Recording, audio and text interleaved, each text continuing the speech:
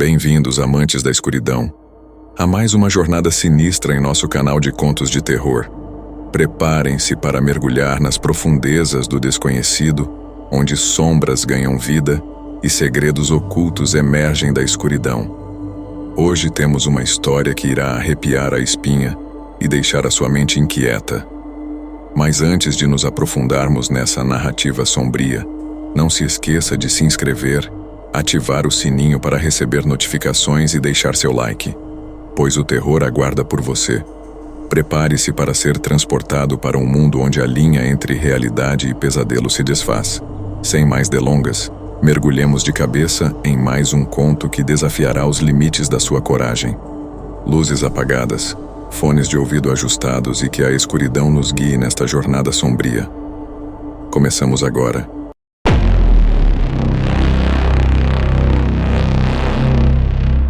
Marcos Tabor era um homem de negócios bem-sucedido, conhecido por sua vida social ativa e por seu envolvimento no mundo dos cassinos de Las Vegas.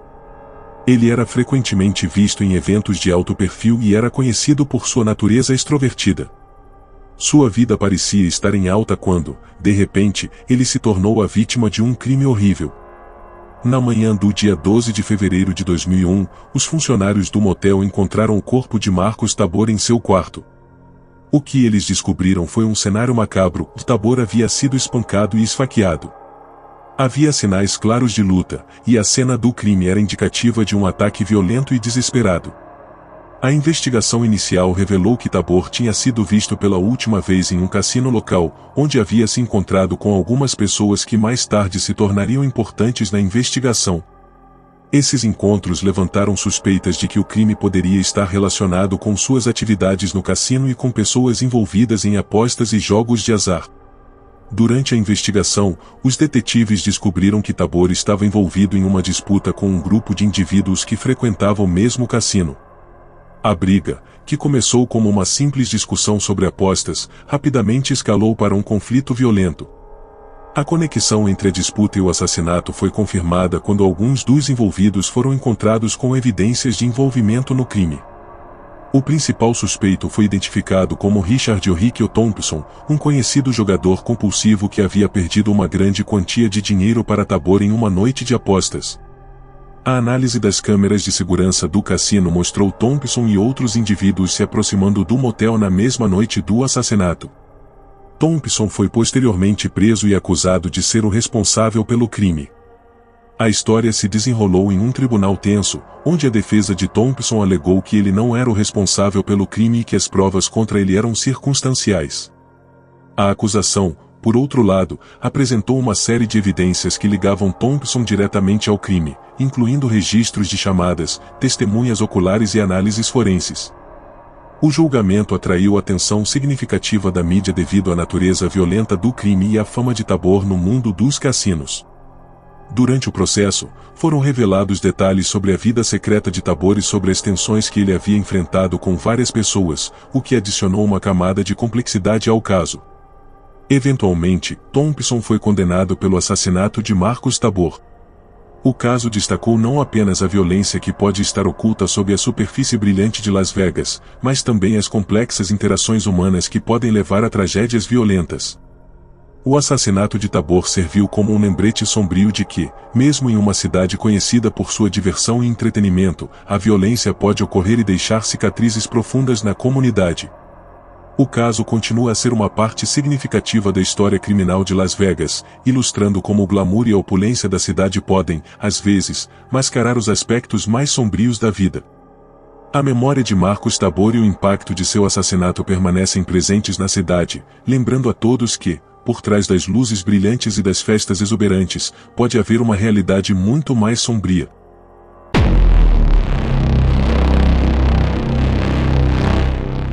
Em meados de outubro de 1996, uma equipe de patrulhamento da Polícia de Nevada encontrou um grupo de corpos em um deserto remoto, a cerca de 100 quilômetros de Las Vegas. Os corpos estavam dispostos de maneira quase ritualística, e a cena do crime era extremamente perturbadora. O deserto, conhecido por sua aridez e isolamento, se tornou o cenário para uma das investigações mais complicadas da história local. As vítimas foram identificadas como 6 indivíduos, 3 homens e 3 mulheres. Todos tinham aproximadamente entre 20 e 35 anos. A identificação foi um desafio inicial para as autoridades devido ao estado avançado de decomposição dos corpos e as condições adversas do ambiente desértico.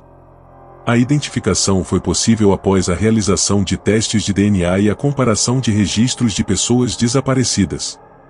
A investigação revelou que todos os indivíduos tinham se envolvido em atividades ilícitas, como tráfico de drogas e prostituição, antes de desaparecerem. Essa descoberta levantou a hipótese de que as mortes poderiam estar relacionadas a disputas entre facções criminosas. No entanto, a falta de evidências concretas e a ausência de testemunhas dificultaram a confirmação dessa teoria. O padrão dos assassinatos foi particularmente perturbador. As vítimas estavam vestidas com roupas de verão, e seus corpos estavam alinhados em uma formação peculiar, com os braços estendidos e as cabeças viradas para o céu. A cena foi descrita como um macabro arranjo de corpos, o que levantou a possibilidade de que o crime tivesse um componente ritualístico ou simbólico. Além disso, a área onde os corpos foram encontrados não apresentava sinais claros de luta ou de um crime violento, além das mortes. As vítimas pareciam ter sido mortas por uma combinação de causas, incluindo asfixia e ferimentos de bala, e seus corpos foram deixados em um local onde as condições climáticas aceleraram a decomposição. Isso dificultou ainda mais a determinação do tempo exato das mortes e dos eventos que ocorreram antes do descobrimento dos corpos. As investigações iniciais focaram em verificar conexões com gangues e organizações criminosas que operavam na área, bem como em examinar qualquer ligação entre as vítimas. No entanto, nenhuma pista concreta surgiu, e as investigações foram amplamente inconclusivas. A falta de testemunhas e de evidências adicionais fez com que o caso se tornasse um mistério não resolvido. Com o tempo, surgiram várias teorias sobre o que poderia ter causado o massacre. Algumas especulavam que os assassinatos estavam relacionados a um culto ou grupo extremista que tinha uma agenda religiosa ou ideológica. Outras sugeriam que poderia haver uma conexão com operações de tráfico de drogas e que as vítimas foram eliminadas por se tornarem um problema para os envolvidos. O mistério dos mortos no deserto ganhou notoriedade na mídia local e nacional, não apenas pela brutalidade do crime, mas também pela complexidade da investigação. Documentários e livros foram feitos sobre o caso, explorando as diversas teorias e o impacto que teve na comunidade de Las Vegas. No entanto, mesmo com a atenção pública, o caso nunca foi resolvido, e o responsável pelos assassinatos nunca foi identificado ou capturado. A falta de uma resolução oficial deixou muitas perguntas sem resposta e alimentou especulações e teorias sobre o que realmente aconteceu. O caso continua a ser um dos exemplos mais perturbadores de crimes não resolvidos na região e serve como um lembrete sombrio da violência e do mistério que podem se esconder atrás da fachada vibrante de Las Vegas. O mistério dos mortos no deserto permanece como um enigma na história criminal da cidade, desafiando as autoridades e a comunidade a buscar respostas e a manter viva a memória das vítimas que foram brutalmente eliminadas. A história destaca a complexidade de lidar com crimes em áreas remotas e a dificuldade de resolver casos onde as evidências são escassas e as pistas são elusivas.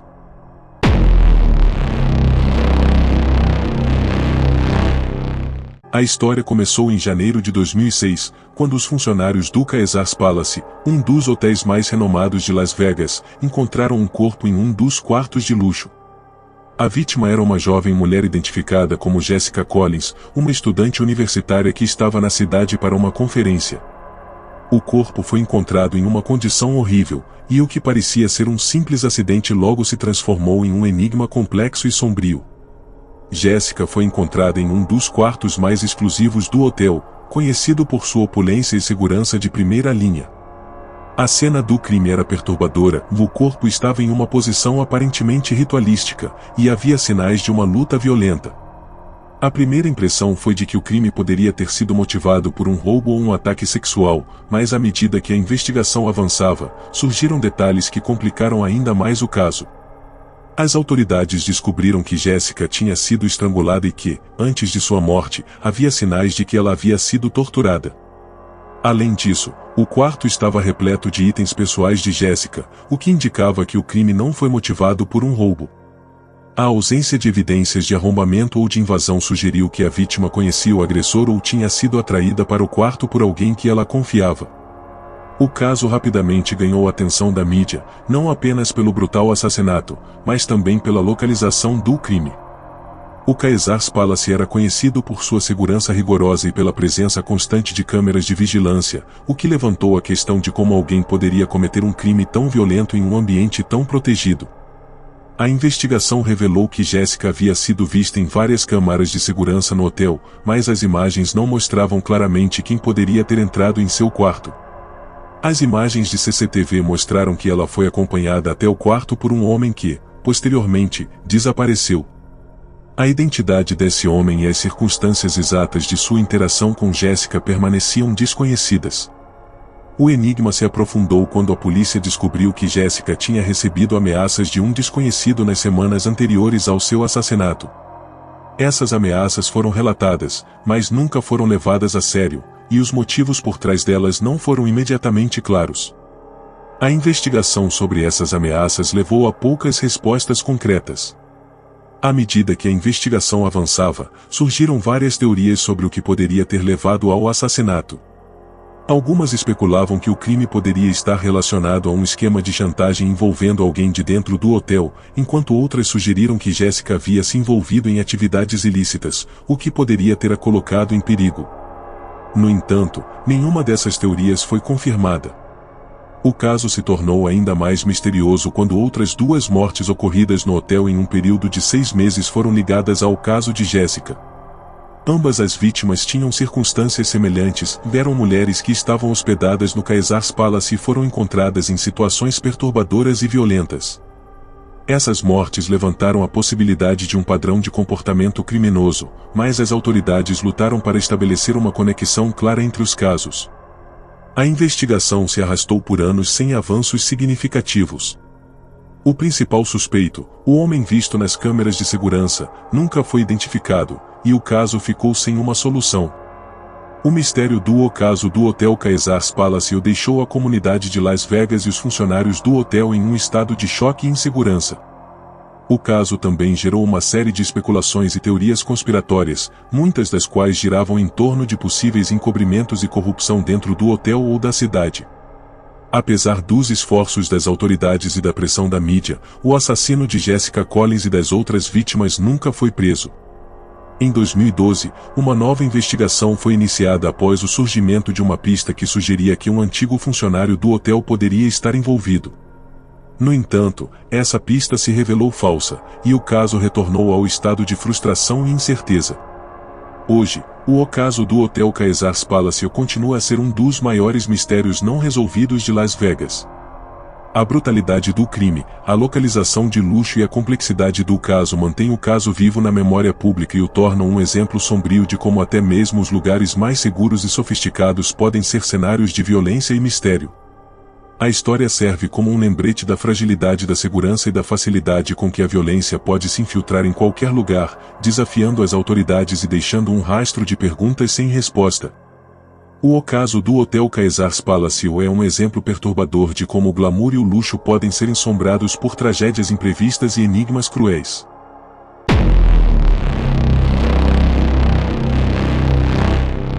Michael começou sua viagem em junho de 2002, com planos de visitar vários destinos turísticos ao longo da costa oeste dos Estados Unidos. Ele tinha um itinerário bem definido, que incluía paradas em cidades como São Francisco, Portland e Seattle. No entanto, o que deveria ser uma aventura emocionante rapidamente se transformou em um mistério sombrio. Em 15 de julho de 2002, Michael fez uma última ligação para sua família de um motel em Seattle, dizendo que estava bem e que planejava seguir para o próximo destino, uma pequena cidade na área rural de Washington. Esse foi o último contato que seus familiares tiveram com ele. Após isso, Michael desapareceu sem deixar rastros. A família de Michael começou a se preocupar quando ele não chegou ao destino planejado e não conseguiu mais ser contatado. Eles entraram em contato com as autoridades locais e iniciaram uma busca desesperada por qualquer sinal de Michael.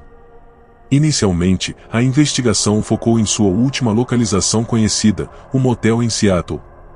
A polícia descobriu que Michael havia feito o check-in no motel e pagado em dinheiro, sem deixar informações adicionais sobre seu paradeiro. A equipe de investigação revisou as imagens das câmeras de segurança do motel, mas as imagens mostravam Michael apenas entrando e saindo do prédio sem interações notáveis. Não havia sinais de comportamento suspeito ou de qualquer incidente no motel. A busca por Michael foi ampliada para incluir as áreas ao redor do motel e os destinos planejados. As autoridades e os voluntários vasculharam áreas florestais, estradas e pequenas cidades, mas não encontraram nenhuma pista significativa. Michael não tinha amigos ou conhecidos na área, e ninguém parecia ter informações sobre seu paradeiro. Uma das maiores preocupações para os investigadores foi o fato de que Michael não havia deixado nenhuma evidência de problemas pessoais ou financeiros que pudessem ter levado a um desaparecimento voluntário. Ele tinha uma boa reputação acadêmica e social, e seus amigos e familiares descreviam-no como uma pessoa equilibrada e responsável. Com o passar dos meses, a investigação entrou em um impasse. Novas pistas não surgiram e o caso de Michael Shi começou a esfriar na mídia.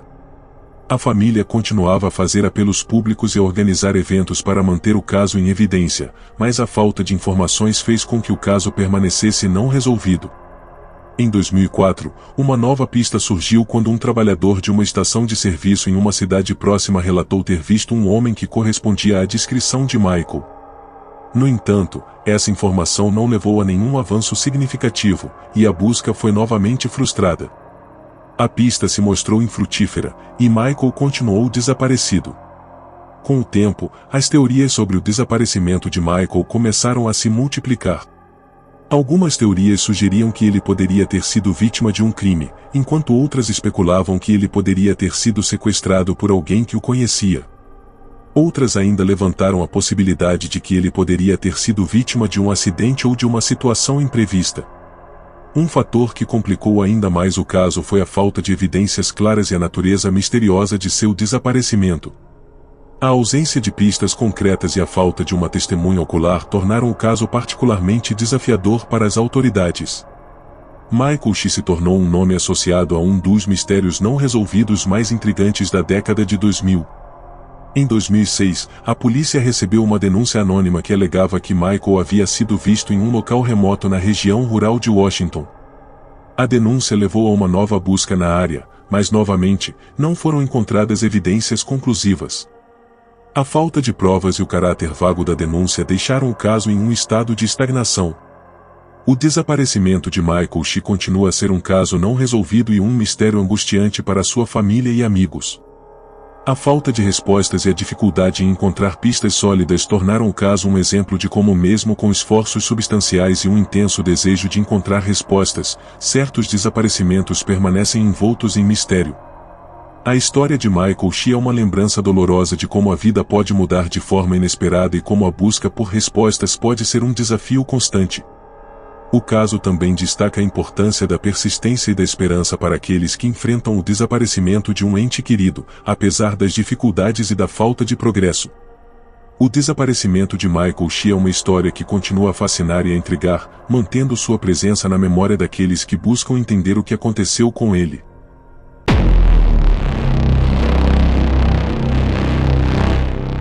Tânia Rodrigues era uma jovem de 25 anos, natural de uma pequena cidade no interior.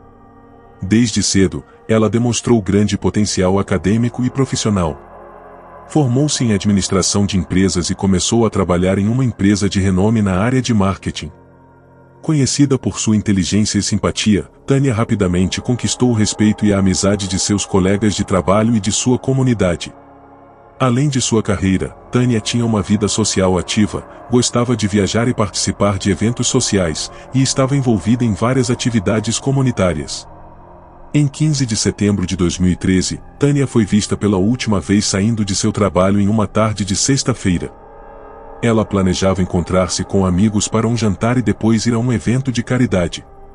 No entanto, ela nunca chegou ao encontro, e seus amigos, preocupados com seu desaparecimento, entraram em contato com as autoridades. A primeira pista no caso veio quando o carro de Tânia foi encontrado abandonado em um estacionamento pouco iluminado, perto de um parque localizado na periferia da cidade. Dentro do carro, a polícia encontrou vários itens pessoais de Tânia, mas não havia sinais claros de violência no local. No entanto, a descoberta do veículo gerou uma busca imediata para localizar Tânia. Após várias horas de procura, o corpo de Tânia foi encontrado em uma área de mata densa a cerca de 5 quilômetros do local onde seu carro havia sido encontrado. O corpo estava em avançado estado de decomposição, e uma análise inicial revelou sinais de violência extrema. Tânia havia sido vítima de um assassinato brutal, e a cena do crime indicava que ela tinha sido atacada de forma violenta. A investigação do assassinato de Tânia foi conduzida pela polícia local, com o apoio de várias unidades especializadas. A equipe de investigação enfrentou uma série de desafios, incluindo a falta de testemunhas oculares e a dificuldade em obter evidências diretas que pudessem levar à identificação do perpetrador.